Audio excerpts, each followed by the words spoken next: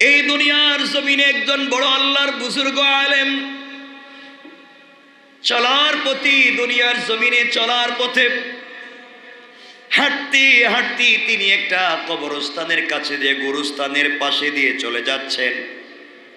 একজন আল্লাহর বুজুর্গ আলিম যাওয়ার সময় তিনি শুনতে পান, কবরের কাছ থেকে শুনতে পান, কবরের ভিতর থেকে কে যেন কোরআন তেলাওয়াত করে। আল্লাহর ওলি দাঁড়িয়ে গেলেন, বুজুর্গ আলেম দাঁড়িয়ে গেলেন। কে রে এত সুন্দর করে কোরআন তেলাওয়াত করে যায়? আমি একা একা হেঁটে যাই, কার কণ্ঠে এত সুন্দর কোরআন তেলাওয়াত শোনা যায়? আল্লাহর ওলি দাঁড়িয়ে গিয়েছেন, খুঁজতে লাগলেন কে যেন কোরআন তেলাওয়াত করে যায়। খুঁজতে খুঁজতে তিনি কোথাও পেলেন না, কাউকে খুঁজে পেলেন না। একটা গুরুস্থান খুঁজে দেখা যায় কোনো মানুষ নাই। আল্লাহর ওলি চক্ষু বন্ধ করলেন, মুরাকাবায় বসে গেলেন। মুরাকাবায় কাশফ হয়ে গেল, তিনি দেখতে পেলেন একজন ব্যক্তি কবরের ভিতরে বসে বসে কবরের ভিতরে কোরআন তিলাওয়াত করে যায়। আল্লাহু আকবার, জোরে বলে। তিনি জানতে চাইলেন, কবর থেকে জবাব তিনি জানতে চাইলেন, তুমি এখানে বসে বসে কোরআন তিলাওয়াত করার কারণ কি? আল্লাহর গোলাম জবাব দিচ্ছে, বাইরে আমি পৃথিবীতে ছিলাম একজন কোরআনের হাফেজ। পৃথিবীতে কোরআনের সঙ্গে আমার বড় সম্পর্ক ছিল। মানুষ পুরা বছরে এক খতম কোরআন তেলাওয়াত করতে পারতো না, আর আমি প্রতিদিন 2 খতম কোরআন তেলাওয়াত না করে ঘুমাই না। সুবহানাল্লাহ। তো আসতে বললেন, আর একটু জোরে বলা লাগবে। সুবহানাল্লাহ, আরো জোরে পড়েন। 2 খতম কোরআন প্রতিদিন। এইভাবে আমার চলতে লাগলাম। আমি আল্লাহর কাছে দুনিয়ায় জীবিত থাকতে দোয়া করে বলেছি, আল্লাহ, আমি যদি ইন্তেকাল করে কবরে চলে যাই, তোমার কাছে আমি কিছুই জানতে চাইব না, কোনো জিনিস চাইব না। আয় আল্লাহ তাআলা, তুমি শুধুমাত্র কেবলমাত্র আমাকে দুনিয়ায় যেভাবে কোরআন তেলাওয়াতের সুযোগ দিয়েছ, কবরেও তুমি আমাকে কোরআন তেলাওয়াতের সুযোগ দিবা। আল্লাহর ওলিতে জানতে চাইলেন, গোলাম কি বলতে চাও বলো। গোলাম বলছে, আল্লাহর ওলি, আমি ইন্তেকাল করে কবরে এসেছি, আমার কাছে জানতে চাওয়া হয়েছে তুমি কি চাও। আমি আবার জীবনে বেঁচে থাকবারে সেই কথাটাকে স্মরণ করিয়ে দিয়ে বলছি, আল্লাহ তাআলা, আমি আর কিছুই চাই না, আমি এই কবরের ভিতরে কোরআন তেলাওয়াত করতে চাই। এইভাবে কোরআন তেলাওয়াত করে যাই। অনেক দিন থেকে কোরআন তেলাওয়াত করে যাচ্ছি, আজ পর্যন্ত কোরআন তেলাওয়াত করেছি কমপক্ষে 5 থেকে 8 হাজার খতম। আরো জোরে পড়েন। 5 থেকে 8 হাজার খতম কোরআন কবরের ভিতরে আমি তেলাওয়াত করতেছি। এভাবেই আমার দিন চলে যায়। আল্লাহর ওলি কথাগুলো শোনা মাত্র দাঁড়িয়ে বললেন, সুবহানাল্লাহ। আল্লাহু আকবার বলেন। সুবহানাল্লাহ বলার সাথে সাথে কবরের ভিতরের ব্যক্তি কান্নায় ভেঙে পড়েছে, ডাক দিয়ে বলেছে, আল্লাহর ওলি, আপনার পায়ে ধরি, আমি 8000 বছর কোরআন তেলাওয়াত করেছি, ওই তেলাওয়াতগুলো আপনি নিয়ে নেন, আর আপনার ওই 1 সেকেন্ডের সুবহানাল্লাহর সওয়াবটুকু আমাকে দিয়ে দেন। আল্লাহর ওলি জানতে চাইলেন, যুবকরে, তুমি 8000 বছরের কোরআন তেলাওয়াত আমাকে দিয়ে দিতে চাও, আর আমার 1 সেকেন্ডের সুবহানাল্লাহ নিয়ে নিতে চাও, কারণ কি জানতে চাই। যুবক জবাব দিচ্ছে, আল্লাহর ওলি, কবরের ভিতরে দীর্ঘদিন থেকে 5 থেকে 8 হাজার বছর 5 থেকে 8 হাজার খতম কোরআন তেলাওয়াত করেছি, 1 পয়সারও সওয়াব হয় নাই। আর আপনি যে একবার সুবহানাল্লাহ বলেছেন, আমার 8,000 খতম কোরআন তিলাওয়াতের চাইতে 1 কোটি গুণ বেশি সওয়াবের মালিক হয়ে গিয়েছে। এই দুনিয়ায় আমরা যারা এখনো বেঁচে আছি, আল্লাহ আমাদেরকে বাঁচিয়ে রেখেছেন। এটা হচ্ছে, এই জগৎ হচ্ছে আমলের জগৎ। এই জগৎ কিসের জগৎ? আমলের জগৎ। আমি আপনি বেঁচে আছি এখনো আমলের জগতে। এর অর্থ হলো চাইলে আমল করতে পারি কি পারি না? ওর সাথে কথা বলেন, পারি কি পারি না? আর কবর থেকে যেই জগৎ শুরু হবে, এই জগৎ হচ্ছে প্রতিদানের জগৎ। এখানে আমলের আর সুযোগ নেই। যা এখানে করছি তা এখানেই পাবো। এখন এখানে কে কি করতেছি তো আমরা জানি, যা করছি ওখানে তা পাবো, কোনো সন্দেহ নাই। আল্লাহ বলছেন, ওয়াত্তাকু ইয়াওমান তুরজাউনা ফীহি ইলাল্লাহ সুম্মা তুওয়াফা কুল্লু নাফসিন মা কাসাবাত ওয়া হুম লা ইউজলামুন। ওয়াত্তাকু ইয়াওমান তুরজাউনা ফীহি ইলাল্লাহ, তোমরা ভয় করো ওই দিনকে যেদিন আমার কাছে তোমরা ফিরে আসবে। সুম্মা তুওয়াফা কুল্লু নাফসিন মা কাসাবাত ওয়া হুম লা ইউজলামুন। ওই দিন তোমাদের সরিষার দানা পরিমাণ সকল কাজের হিসাব আমার কাছে দিতে হবে। আমি কোনো জুলুম করব না, যে যা করছো তা ওই দিন তাই পাইবা। রব আরেক জায়গায় বলছেন, ফামান ইয়ামাল মিসকালা যাররাতিন খায়রান ইয়ারা ওয়া মান ইয়ামাল মিসকালা যাররাতিন শাররান ইয়ারা। সরিষার দানা পরিমাণ ভালো কাজ করলেও আমার কাছে হিসাব দিবে, আমি হিসাব নিব। সরিষার দানা পরিমাণ খারাপ কাজ করলেও হিসাব আমি নিব, তুমি হিসাব দিবে। চক্ষু বন্ধ করে একটু চিন্তা করেন। এজন্য এই জগৎ কোন জগৎ? আমাকে সবাই বলতে হবে কিন্তু, আমলের জগৎ। কি জগৎ? চাইলে আমল করতে পারি না, চাইলে গুনাহ করতে পারি না, শয়তানি করতে পারি না, চাইলে আগুন লাগাইতে পারি না, আগুন নিবাইতেও পারি। বলেন না পারি তো, বলবেন আগুন লাগাইতেও পারি, নিবাইতে পারি। এখন বলেন আমরা আগুন নিবাই না লাগাই? সবাই বলেন না। কারো দোকানে আগুন লাগাই, কারো কলিজে আগুন লাগাই, কারো জিন্দিগিতে আগুন লাগাই, কারো পুরো লাইফ শুদ্ধ আগুন লাগাই দিই। এটাই আমাদের কাজ, ঠিক কিনা? আগুন বলতে শুধু ওই যে আগুন মেসের কাঠির আগুন না, পুরা লাইফের আগুন, ঠিক কিনা বলেন? আমরা শুধু লাগাইতে জানি, নিভাইতে জানি না। আমার মুসলমান বন্ধুগণ, কথাগুলো দিল দিয়ে শুনেন কি বলতে চাই। এই দুনিয়ার জমিনে একজন বড় আল্লাহর বুজুর্গ আলেম চলার পথে, দুনিয়ার জমিনে চলার পথে হাঁটতে হাঁটতে তিনি একটা কবরস্থানের কাছে দিয়ে, গোরস্থানের পাশে দিয়ে চলে যাচ্ছেন। একজন আল্লাহর বুজুর্গ আলিম যাওয়ার সময় তিনি শুনতে পান, কবরের কাছ থেকে শুনতে পান, কবরের ভিতর থেকে কে যেন কোরআন তেলাওয়াত করে। আল্লাহর ওলি দাঁড়িয়ে গেলেন, বুজুর্গ আলেম দাঁড়িয়ে গেলেন। কে রে এত সুন্দর করে কোরআন তেলাওয়াত করে যায়? আমি একা একা হেঁটে যাই, কার কণ্ঠে এত সুন্দর কোরআন তেলাওয়াত শোনা যায়? আল্লাহর ওলি দাঁড়িয়ে গিয়েছেন, খুঁজতে লাগলেন কে যেন কোরআন তেলাওয়াত করে যায়। খুঁজতে খুঁজতে তিনি কোথাও পেলেন না, কাউকে খুঁজে পেলেন না। একটা গুরুস্থান খুঁজে দেখা যায় কোনো মানুষ নাই। আল্লাহর ওলি চক্ষু বন্ধ করলেন, মুরাকাবায় বসে গেলেন। মুরাকাবায় কাশফ হয়ে গেল, তিনি দেখতে পেলেন একজন ব্যক্তি কবরের ভিতরে বসে বসে কবরের ভিতরে কোরআন তিলাওয়াত করে যায়। আল্লাহু আকবার, জোরে বলেন। তিনি জানতে চাইলেন, কবর থেকে জবাব তিনি জানতে চাইলেন, তুমি এখানে বসে বসে কোরআন তিলাওয়াত করার কারণ কি? এ আল্লাহর গোলাম জবাব দিচ্ছে, বাইরে আমি পৃথিবীতে ছিলাম একজন কোরআনের হাফেজ। পৃথিবীতে কোরআনের সঙ্গে আমার বড় সম্পর্ক ছিল। মানুষ পুরা বছরে এক খতম কোরআন তেলাওয়াত করতে পারতো না, আর আমি প্রতিদিন 2 খতম কোরআন তেলাওয়াত না করে ঘুমাই না। সুবহানাল্লাহ। তো আসতে বললেন, আর একটু জোরে বলা লাগবে। সুবহানাল্লাহ, আরো জোরে পড়েন। 2 খতম কোরআন প্রতিদিন। এইভাবে আমার চলতে লাগলাম। আমি আল্লাহর কাছে দুনিয়ায় জীবিত থাকতে দোয়া করে বলেছি, আল্লাহ, আমি যদি ইন্তেকাল করে কবরে চলে যাই, তোমার কাছে আমি কিছুই জানতে চাইব না, কোনো জিনিস চাইব না।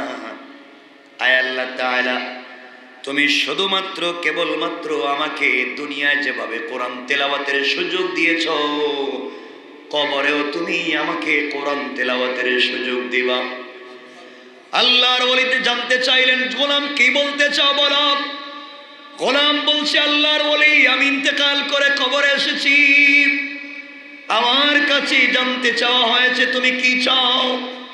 আমি আবার জীবনে বেঁচে থাকবারে সেই কথাটাকে স্মরণ করিয়ে দিয়ে বলছি, আল্লাহ তাআলা, আমি আর কিছুই চাই না, আমি এই কবরের ভিতরে কোরআন তেলাওয়াত করতে চাই। এইভাবে কোরআন তেলাওয়াত করে যাই। অনেক দিন থেকে কোরআন তেলাওয়াত করে যাচ্ছি, আজ পর্যন্ত কোরআন তেলাওয়াত করেছি কমপক্ষে 5 থেকে 8 হাজার খতম। আরো জোরে পড়েন, 5 থেকে 8 হাজার খতম কোরআন কবরের ভিতরে আমি তেলাওয়াত করতেছি। এভাবেই আমার দিন চলে যায়। আল্লাহর ওলি কথাগুলো শোনা মাত্র দাঁড়িয়ে বললেন সুবহানাল্লাহ। আল্লাহু আকবার বলেন। সুবহানাল্লাহ বলার সাথে সাথে কবরের ভিতরের ব্যক্তি কান্নায় ভেঙে পড়েছে, ডাক দিয়ে বলেছে, আল্লাহর ওলি, আপনার পায়ে ধরি, আমি 8,000 বছর কোরআন তেলাওয়াত করেছি, ওই তেলাওয়াতগুলো আপনি নিয়ে নেন, আর আপনার ওই 1 সেকেন্ডের সুবহানাল্লাহর সওয়াবটুকু আমাকে দিয়ে দেন। আল্লাহর ওলি জানতে চাইলেন, যুবকরে, তুমি 8,000 বছরের কোরআন তেলাওয়াত আমাকে দিয়ে দিতে চাও, আর আমার 1 সেকেন্ডের সুবহানাল্লাহ নিয়ে নিতে চাও, কারণ কি জানতে চাই।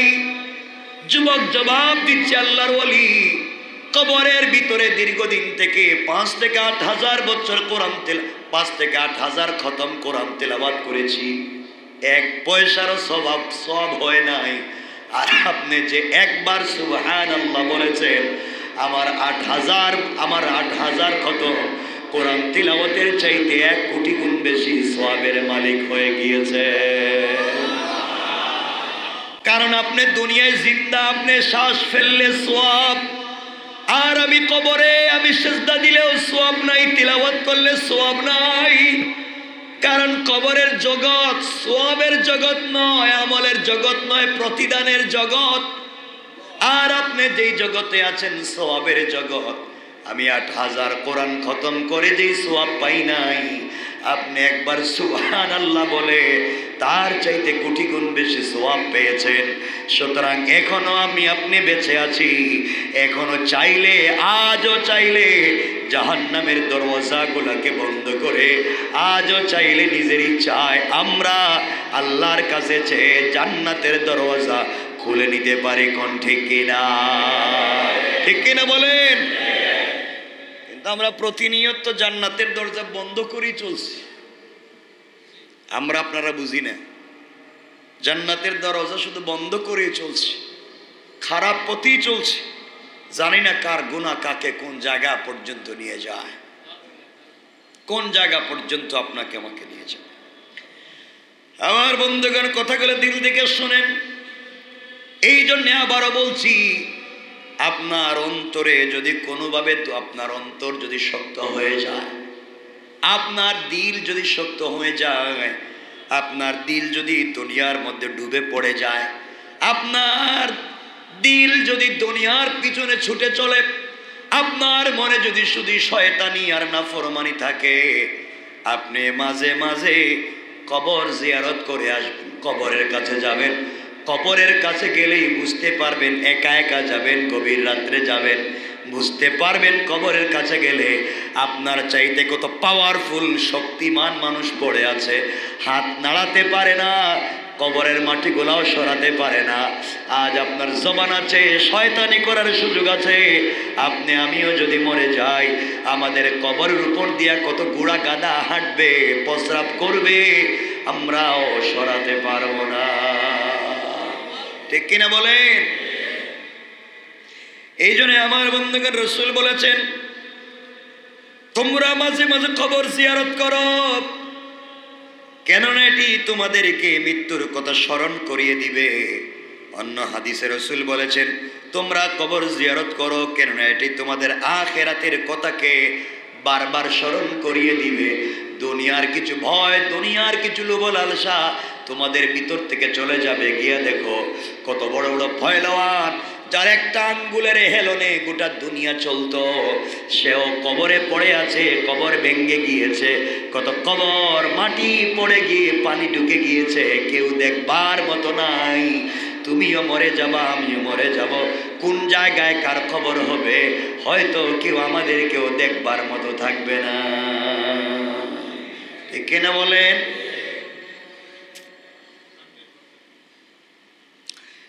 এই জন্য খুব মনোযোগ দিয়ে শুনেন, দুনিয়ার জমিনে আমাদেরকে কি করা লাগবে।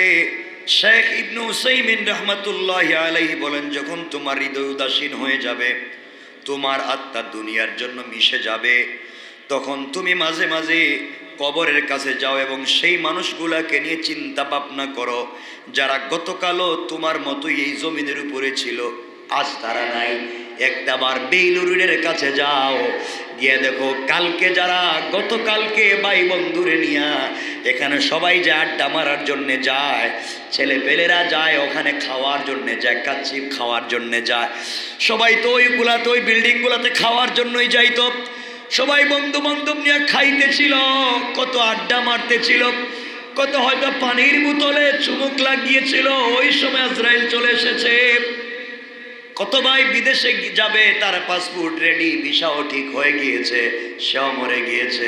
বোঝা গেল মওত আসবে, কাউকে কখনো বলে আসবে না। ঠিক কিনা বলেন? এই জন্য দুনিয়ার জমিনে আমাদেরকে চলার পথে মওতকে স্মরণ রাখতে হবে তো ইনশাআল্লাহ। বলেন না ইনশাআল্লাহ? আরো জোরে বলেন না ইনশাআল্লাহ? মওত মরে থাকবে তো। আমরা এই পৃথিবীতে যা করি সব বাঁচার জন্য। কার জন্য? এখানে একজন আছেন নিজে আনা, আমি যা করতেছি মরার জন্য। হ্যাঁ, কেউ আছেন একজন যে আমি হে আল্লাহর ওলি, আমি যা করি মরার জন্য? নাই, সব আল্লাহর কুতুব, সব বাঁচার জন্য। অসুস্থ হলেই ডাক্তারে যান কি জন্য? হ্যাঁ, বাঁচার জন্যে। সুস্থতা মানে কেন? বাচ্চা দেখে কয়েকদিন কোনো ঔষধে কাজ হচ্ছে না, হুজুরের কাছে যান, হুজুর আমার তো কিছু হইতেছে না, একটু দোয়া। বলে কি? বলে একটু বাচ্চা থাকি ভালো করে। সবই তো বাঁচতে চায়। মানে রাখবেন, এই পৃথিবীতে বাঁচতে পারবো? চাইলে পারবো? পারবো না। আজ না হয় কাল আপনাকে আমাকে মরা লাগবেই। কি নিয়ে হাজির হবেন আল্লাহর কাছে?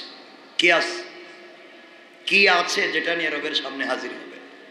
কিচ্ছু নাই। এই জন্য আল্লাহর ওয়াস্তে এই পৃথিবীতে বেঁচে থাকবার বহুত চেষ্টা করেন। আজ না হয় কাল আপনাকে আমাকে মরা, আবার বলেন মরা লাগবে। চাইলে এই পৃথিবীর কেউ বেঁচে থাকতে পারবে না। আল্লাহ আমাদের সবাইকে বুঝার তৌফিক দান করুক। সকলে পড়ে না আমিন। কেন কথাগুলো বলতেছি? আল্লাহ পাক রব্বুল ইজ্জত ওয়াল জালাল চাইলে কাউকে কিয়ামত পর্যন্ত হায়াত বাড়িয়ে দিতে পারেন, পারেন না? কাউকে চাইলে এই পৃথিবীতে যেমন ফেরেশতাদের হায়াত কিয়ামত পর্যন্ত বাড়িয়ে দিয়েছেন, না দেন নাই? কিয়ামত পর্যন্ত ফেরেশতারা বেঁচে আছে, বেঁচে থাকবে। পৃথিবীটা খুব কিয়ামতের কাছাকাছি যাচ্ছে। মৃত্যুটা খুব কাছাকাছি হচ্ছে আমাদের। ব্যক্তির মৃত্যু, জাতির মৃত্যু, ওরা দুনিয়ার মৃত্যু খুব কাছাকাছি আসতেছে। কিয়ামতের যত আলামতগুলো রয়েছে ওগুলো প্রকাশিত হতে যাচ্ছে। কিয়ামতের একটা আলামত হচ্ছে এমন একটা দিন আসবে যেদিন মুসলমানদেরকে কাফেরেরা কালো কালো ছোট ছোট গুটা দিয়া আঘাত করে মারবে। আপনার কি মনে হয় কালো কালো ছোট গুটা এটা দিয়ে এখন মারা হচ্ছে নি? সারা দিনই তো গুলি করা হচ্ছে, বম মারা হচ্ছে, মুসলমানদেরকে ঝাঁঝরা করে দেওয়া হচ্ছে, ঠিক কিনা? কিয়ামতের আলামত। কাফের বেঈমানের একত্রিত হয়ে একজন আরেকজনকে একটা প্লেটে ডেকে ডেকে মানুষ যেভাবে মেহমান আসলে প্লেটে ডাক দিয়ে বসে আসো একসাথে খাই। এইভাবে গোটা দুনিয়ার কাফের ঐক্যবদ্ধ হয়ে একে অপরকে ডেকে ডেকে জমাতবদ্ধ হয়ে মুসলমানদেরকে মারতেছে, ঠিক কিনা? আর আমরা কি করতেছি? আজ মুসলমানদের কলিজার থেকে রক্ত ঝরতেছে, দুনিয়া থেকে দিনকে মুছে দেওয়ার ষড়যন্ত্র চলছে, ইসলামের সংস্কৃতিকে ধ্বংস করে দেওয়ার ষড়যন্ত্র চলছে। আর আমরা এখন আছি নিজেরা নিজেরই কামড়া কামড়িতে ব্যস্ত, নিজেরা নিজেরাই মারামারিতে ব্যস্ত, একজন আর একজনের বিরুদ্ধে সারাদিন লেগেই আছে। আজ মরবো না কাল মরবো, এর কোনো চিন্তাই নেই, ঠিক কিনা বলেন? চাইলে বেঁচে থাকতে পারবেন না মরতে হবে? কেউ আগে কেউ পরে, কেউ আগে কেউ পরে। কি আছে এমন যে জিনিস নিয়ে আল্লাহর সামনে দাঁড়াতে পারবো? এমন কোনো জিনিস আসেনি আপনাদের কাছে? কোনো আমল আছে আলাদা, কোনো স্পেশাল আমল আছে যে এটাই আছে আমার, ওইটা নিয়ে দাঁড়ায় যাইব, রব মাফ না দিয়ে পারবে না? আছে কিছু? কি নাই? কিছুই নাই আমাদের। এই পৃথিবীতে আল্লাহ চাইলে কাউকে হায়াত দিতে পারেন। যেমন ইতিহাসে পাওয়া যায় হযরত খিজির অথবা হযরত খাজির, তাকে আল্লাহ তাআলা হায়াত দিয়েছিলেন। ইতিহাসে পাওয়া যায় তিনি আবে হায়াত পান করেছিলেন। আবে হায়াত মানে কি এর পানি? হ্যাঁ, হায়াত, জীবন, জীবনের পানি, মৃত্যুবরণ না করার মতো পানি পান করেছিলেন। এটা আসেনি দুনিয়ায়, এমন কিছু আছে? ইতিহাসে পাওয়া যায়, আমরা দেখি তিনি কি করেছিলেন, আর আমরা এটারে কি বলি। কোরআন শরীফে হযরত যুলকারনাইন সম্পর্কে আলোচনা আছে। যুলকারনাইন তিনি একজন অপরাজেয় বাদশাহ ছিলেন। পৃথিবীর পুরা পৃথিবী বাদশাহ ছিলেন, সমস্ত দেশ সমূহ তিনি জয় করেছেন। আল্লাহ পাকের খাস বান্দে এবং ওলি ছিলেন। সুবহানাল্লাহ বলেন। তিনি পুরা দুনিয়া ইসলামের ঝান্ডাকে উড্ডীন করেছিলেন পুরো পৃথিবীতে। ইতিহাসে তাকে বাদশাহ সিকান্দার নামেও চিনে, বাদশাহ সিকান্দার। কেউ কেউ তাকে আলেকজান্ডার দি গ্রেট নামেও বলে থাকেন। আমি বললাম জালেম ইয়াজুজ, যাদেরকে আমরা ইয়াজুজ এবং মাজুজ নামে চিনি, চিনেনি আপনারা? নাম শুনছেন তো? ইয়াজুজ মাজুজ, এই দুই জাতিকে প্রাচীর দিয়ে আবদ্ধ করে রেখেছিলেন যিনি, তিনি হচ্ছেন যুলকারনাইন। এরা পৃথিবীতে বের হয়ে আসতে চায়, পৃথিবীবাসীদেরকে খেয়ে ফেলতে যায়, তো পুরো রাত জিব্বা দিয়ে চাটে, ওয়ালে চাটতে চাটতে চাটতে চাটতে পৃথিবীতে বের হয়ে আসতে চায়, পুরো জাতিকে খেয়ে ফেলতে চায়। কিন্তু যখনই শেষ, এখন চাটলেই তারা বের হয়ে যাবে, এমন সময় আজানের টাইম হয়ে যায়, সূর্য উদিত হয়ে যায়, আর তাদের চাটা বন্ধ হয়ে যায়, ওয়াল আগের জায়গায় চলে যায়। আল্লাহু আকবার। এত আসতে এই জাতিকে বন্ধ করে, এরা কিয়ামতের আগে বাইরিব। এখন তো ইয়াজুজ মাজুজ বাইরে এসে, ওই ইয়াজুজ মাজুজ না, মানুষের মধ্যে ইয়াজুজ মাজুজের অভাব আসেনি? ওমা আছে, পাবলিকরে খায় ফেলায়, সব সব দিয়ে দোহেরে, সব পাওয়ার পরে হে খুশি না। এমন ইয়াজুজ মাজুজ আসেনি? কথা বলেন না কেন? আমার বন্ধুগণ,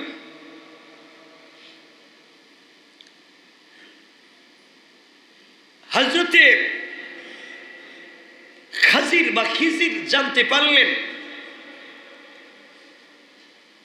যে কুহে কাফ নামে একটা পর্বত আছে, এর অন্ধকারে একটা গুহা আছে, যেখানে আবে হায়াতের একটা কূপ আছে।